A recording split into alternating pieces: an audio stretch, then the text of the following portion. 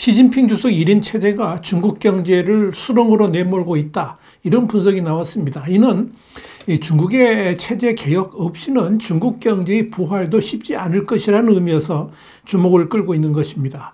1인 통치 체제 해체만이 중국 경제가 살 길이라는 주장이 나오는 이유를 Y타임스가 파헤쳐봤습니다. 지금 시작합니다.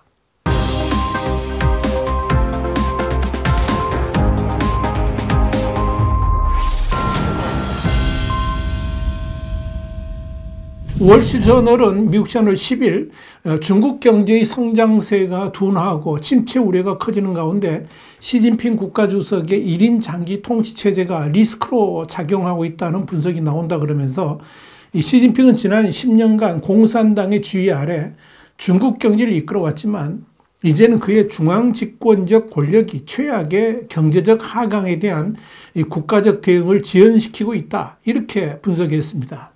물론 최근에 경제 위기와 관련해 가지고 중국 당국도 이 경제 전문가들 소집해서 최소 12차례 이상 긴박한 점검 회의를 했지만 문제는 모든 정책 결정을 시진핑 주석이 직접 하고 있어서 어떤 고위 관료라도 정책 변화를 추진하기가 어렵다 하는 것이 이 월스트리트저널의 진단입니다.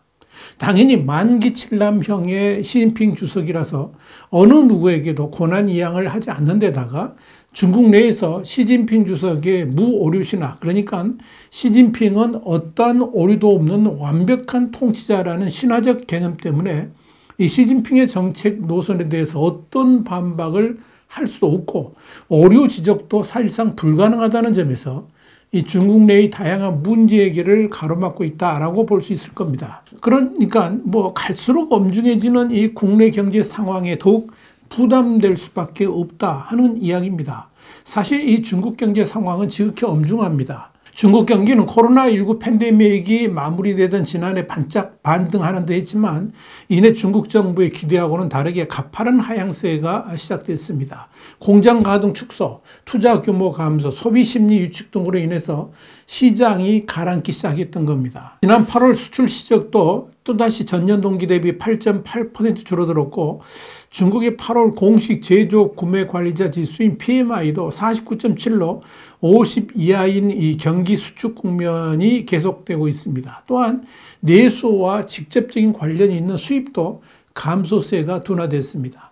8월 수입은 전년 동기 대비 7.3% 감소했습니다. 이런 상황에서 지난 수주간 중국의 대형 부동산 개발업체들이 디폴트 위기에 내몰리면서 천문학적 규모의 부채 리스크가 현실화됐고요. 이런 불확실성은 그림자 금융의 위기로 번져가고 있습니다. 자칫 금융 대란이 일어날 수도 있다는 우려가 중국을 감싸고 있는 것입니다. 이에 따라서 중국 정부는 이자율을 인하하고 또 주택 수요를 촉진하는 등으로 대응에 나서고 있습니다만은 경제학자들 사이에서는 이 같은 조치가 일정 부분 도움이 되긴 하겠지만 경제를 완전히 안정시키기에는 턱없이 부족하다는 지적을 하고 있는 것입니다. 가장 큰 문제는 이렇게 난제들이 가득한 상황에서 진짜 경제 전문가들의 목소리가 전혀 반영되지 않고 있다는 점입니다. 이들 전문가들의 의견 제시 자체가 그동안의 시진핑 노선을 뒤집어야 하는 경우도 빈번하다 보니까 일단 관료들이 그런 총대를 매지 않으려고 합니다.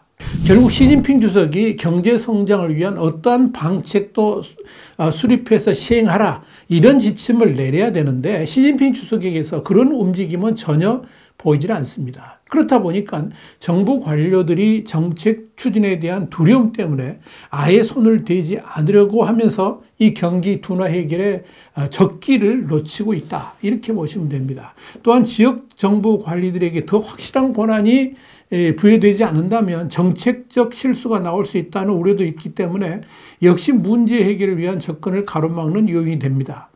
이와 관련해서 미 싱크탱크인 CSIS 선임연구원인 로건 라이트는 중앙화된 이 중국의 정치 시스템은 그 어떤 인사라도 시진핑의 이름 없이는 신뢰감 있는 메시지를 보내기 어렵다는 문제를 이야기한다. 이렇게 지적했습니다. 월스트리트저널도 일상적 경제 상황을 관리하는 국무원의 경우에 최근 몇 주에 걸쳐서 사실상 아무런 조치도 내놓지 않고 있다라고 짚었습니다. 그럴 수밖에 없는 것이 시진핑 주석이 국무원을 향해 권한유임도 해주지 않은 데다가 경제 회복을 위한 구체적인 지시도 없기 때문입니다. 특히 지난 시진핑 2기 때만 하더라도 총리가 경제를 관장하는 실질적 책임을 지닌 것으로 이 역할 분담이 되어 있었기 때문에 국무원이 직접 나서가지고 경제 문제를 해결해 갔습니다만은 시진핑 3기 들면서 이런 체제가 완전히 변해버렸습니다.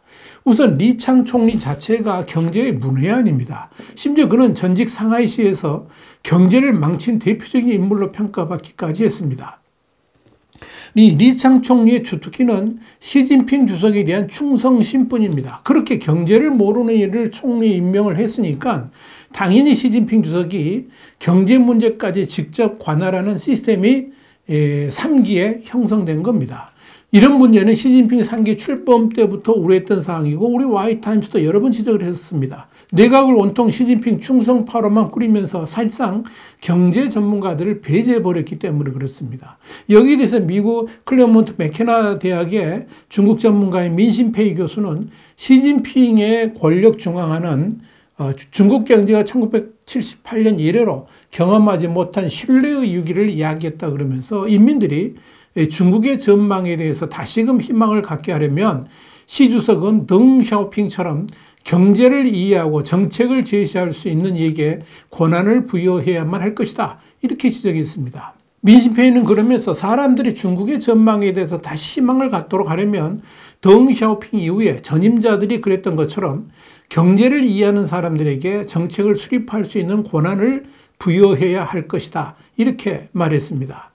월스트리트저널도 올해 초 시 주석이 직접 리창 총리를 임명했을 때만 해도 안팎에서는 중국 정부가 보다 친기업적이고 친성장적인 접근법으로 선회할 수 있다는 해석을 내놓았지만 리창 경제팀이 시 주석의 정치 권력 중심 의지에 좀처럼 도전하지 않으면서 이 같은 희망은 수포로 돌아갔다라고 꼬집었습니다. 그런데 이는 당연한 결과입니다. 리창 총리 자체가 경제와는 무관한 인물이라 자신있게 자신의 의지를 시진핑에게 요구하지도 않고 그저 시진핑에 충성된 신하로서 지시하는 일에만 열심이다 보니까 지금의 이런 상황이 도출될 수밖에 없었다는 이야기입니다. 물론 그렇다고 국무원을 포함한 중국 고위급들이 경제에 대해서 고민하지 않는 건 아닙니다. 월스트리트저널은 실제로 고위급들 사이에서 중국 경제에 대한 긴박감이 커지고 있다고 밝혔습니다. 그래서 최고 경제계획기관에서 금융 및 주택 담당자에 이르기까지 정부의 다양한 부서가 전문 경제학자들하고 이 비공개 토론을 열어서 조언을 구했습니다. 6월에 열린 2차례의 세션에 참여한 한 경제학자는 방 안에 불안감을 느낄 수 있었다 그러면서 초청된 전문가들의 공통된 의견은 정부가 성장을 촉진하기 위해서 강력하게 행동해야 한다는 것이었다라고 월스트리트저널에 밝혔습니다. 그럼에도 이런 전문가 회의에서 건의된 내용들은 전혀 현실화되지 않고 있습니다. 심지어 이 경제정책 핵심 당국자들조차도 아무런 조치를 취하지 않았습니다. 이유는 바로 시진핑 주석의 명령이 없었기 때문입니다. 오히려 시 주석은 자국 경제가 문제를 직면하고 있다는 점을 인정하면서도 긍정적인 면을 강조하는 모습을 보입니다. 그는 최근 중국의 경제 회복률이 세계 주요 경제 가운데 선두를 달리고 있다 그러면서 장기적 관점의 펀더멘탈은 변함이 없다라고 밝혔습니다. 그러니까 이 정책 당국자들이 함부로 나서지 못하는 겁니다. 이런 상황이 경제에 대한 불안감을 키우는 요인이 되고 있습니다. 결국 1인 지배체제가 지금의 중국 위기를 불러온 주된 요인이다. 이렇게 정리할 수 있습니다.